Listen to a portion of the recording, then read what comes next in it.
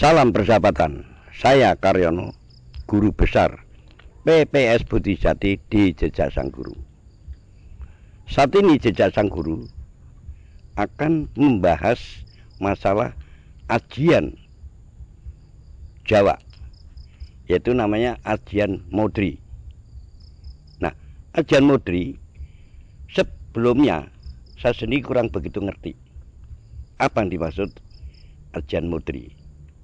Tapi memang saya pernah melihat di dalam pewayangan, yaitu kita melihat wayang kulit ya. Di Jawa itu umumnya kalau ada hajatan nanggap wayang kulit. Itu ada namanya ajian Modri. Ternyata adalah milik Resi Hanuman. Itu megang ajian Modri. Nah, kenapa saya tanyakan pada Sang Dalang, ajian Modri itu asal usul dari mana? Dia sendiri juga belum bisa menjelaskan.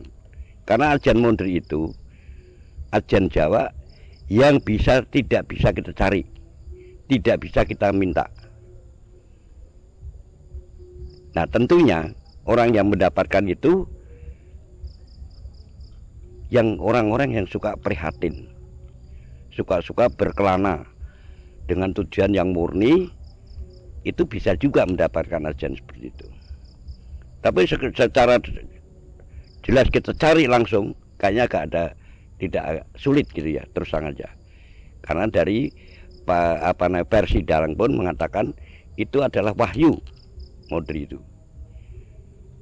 Nah, terbukti karena kita juga tidak pernah mencari sesuatu yang kayak gitu. Adanya kita ada di mana tempat kita hanya mendoakan leluhur kita itu. Kadang-kadang pernah juga dikasih tanpa minta. Nah, suatu contoh, mungkin pernah sahabat Bodhijati pernah melihat, pernah kita upload pada saat kita di lokasi Bukit Kendali Sodo di daerah Semarang. Nah, saat itu saya hanya berdoa di situ. Kita berdoa. Dan memang kita sebelumnya kita sudah dikasih tahu sama leluhur kita dulu. Itu loh, kalau kamu mau belajar pengendalian diri, itu naik ke Kendali Sodo, Bukit Kendali Sodo, daerah Semarang. Nah, saat itu ternyata kita memang atas izin Allah, kita bisa berjalan sampai ke puncak. Tujuan kita apa? Kita hanya mensyukuri segala pemberian dari Allah. Satu.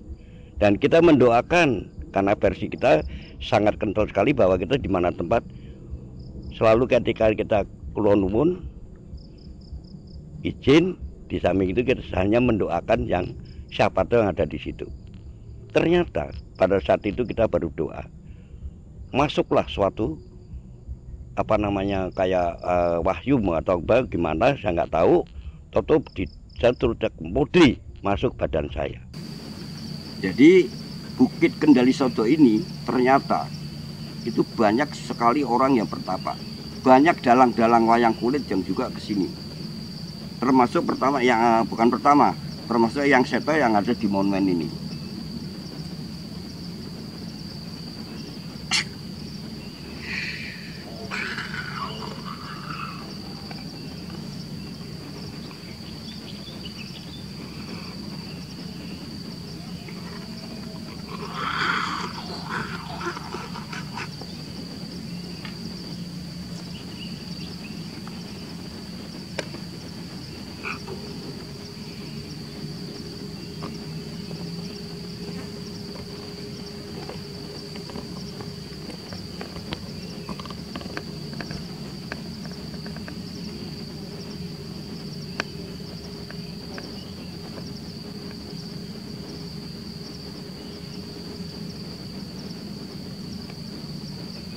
Ceklindir.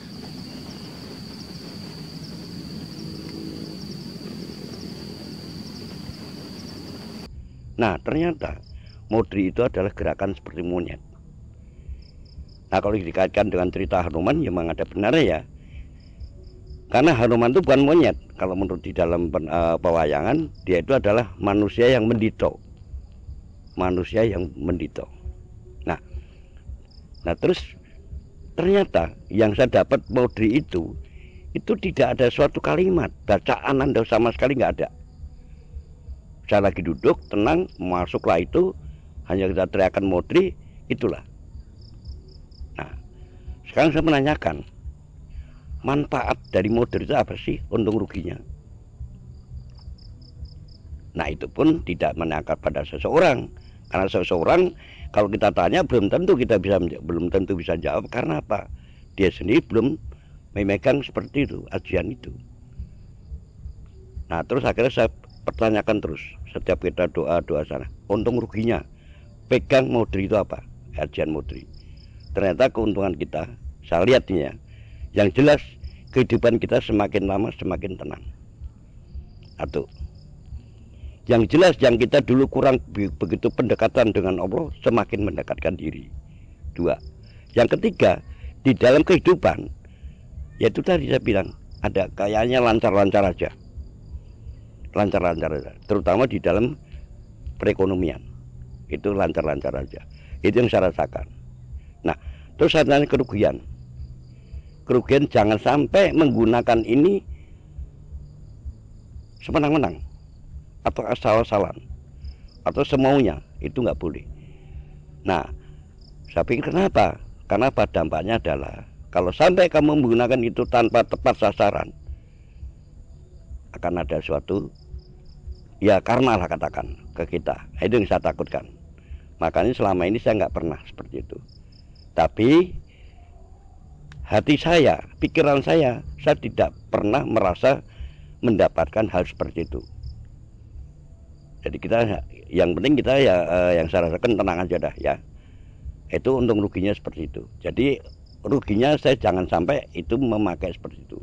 Karena pernah ya suatu kejadian dulu, bukan masalah Modri ya, tapi lain ajian yang langsung dapat langsung tanpa bacaan. Karena kita membela seseorang atau teman yang benar-benar saya anggap saudara, orang tua kita, sudah kondisi mau mati gara-gara dengan seseorang. Nah, itulah saya hanya mendoakan, menyadarkan, muncullah suatu itu. Tapi bukan Modri ya, ada lagi. Itu langsung sekaligus 4 orang kena langsung. Nah, di situ saya nggak mau lagi. Nah, apalagi Modri ini. Karena dalam Modri ceritanya di dalam pewayangan ajian ini, yaitu megang resi Hanuman. Yang diapa-apainnya juga nggak bisa itu ya. Itu menurut paham saya. Makanya saudara-sahabat Bujati, bagi yang menekuni keilmuan, monggo silahkan. Tapi jangan terlalu menggebu-gebu.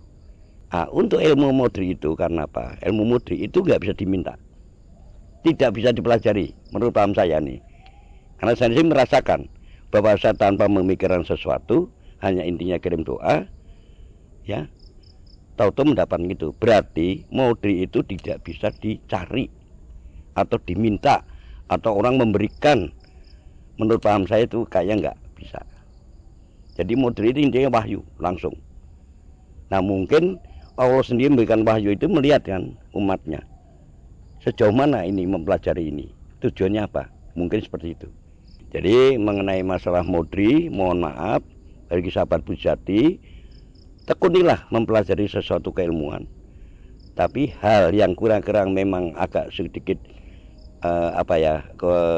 itu boleh didiskusikan dengan seseorang yang sangat profesional. Tapi intinya adalah Modri Pancasona tidak bisa diminta, setahu saya, paham saya. Jadi Modri Pancasona adalah langsung dari Allah, itu naik wahyu. Nah, itu kalau Pancasona yang megang si Dasamuka, kalau Modri Hanuman, itu tidak pernah diminta. Kalau diminta saya takutkan nanti sahabat Bujati kalau nggak kita mengingatkan, tahu-tahu mengejar sekali, takutnya nanti malah salah jalan. Itu yang saya takutkan. Terima kasih.